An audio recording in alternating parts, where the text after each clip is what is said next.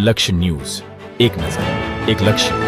ઉપલેટા ભાઈબંધોની અંદર આવેલું મંગલમ શૈક્ષણિક સંકુલના ટ્રસ્ટી દેવજીભાઈ માળિયા, બહારથી પધારેલા મહેમાનો રાણાભાઈ ભીંભા, હાસ્ય કલાકાર વિશાલભાઈ બગથરિયા, જૂનાગઢથી અમારા શિક્ષકો રમેશભાઈ, ભરતભાઈ, ભીખુભાઈ કંડોરિયા, અન્ય મહેમાનો પધાર્યા તે બદલ ખૂબ ખૂબ અભિનંદન. અમારી સ્કૂલમાં 25 વર્ષ આ ધાર્મિક કાર્ય ચાલી રહ્યું છે. આ સંકુલમાં ધાર્મિક કાર્યક્રમમાં કોઈ દિવસ ચૂકતા નથી.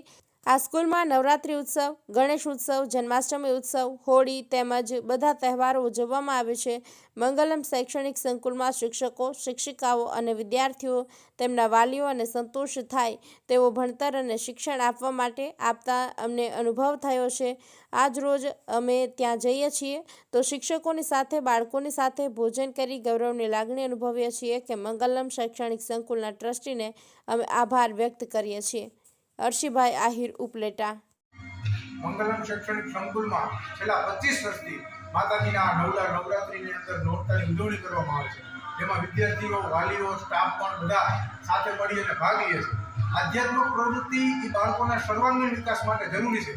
શિક્ષણની સાથે સાથે આપણી સંસ્કૃતિની, આપણી સભ્યતાની જાળવણી થાય, આપણી આધ્યાત્મિકતાનો વધારો થાય, એટલા માટે થઈ અને અહીંયા નવરાત્રિનું આયોજન કરવામાં આવે છે. બધા ઓછે ભાગ લે છે અને નવરાત્રિની અંદર માતાજીના નોરતાના ગીતો ગવાય છે અને સૌ રાજી ખુશીથી ભાગ લઈ અને અહીંયા જોડે છે. મંગલમ શૈક્ષણિક સંકુલ મોજીરામાં છેલ્લા 25 વર્ષથી આ ઉત્સવ અમે ઉજવી રહ્યા છીએ. નવરાત્રિના ગરબા મહોત્સવની અંદર આધ્યાત્મિક વાતાવરણ ઊભું કરી અને શાળાના વાલીઓ અને બાળકો સૌ સાથે મળી અને 9 દિવસ નોરતાનો માહોલ માણીએ છીએ. તેમજ આ નોરતાની સાથે ધાર્મિકતા અને આધ્યાત્મિકતાની બાળકોની અંદર પુણ્ય અને સંસ્કાર આવે એવા પણ પ્રયત્નો સંસ્થાના ટ્રસ્ટી સાહેબ તરફથી વારંવાર કરવામાં આવે છે. આ સૌ પ્રસંગની અંદર સૌ વાલીઓ અને બાળકો રાજી ખુશીથી મહોત્સવ માણી રહ્યા છે.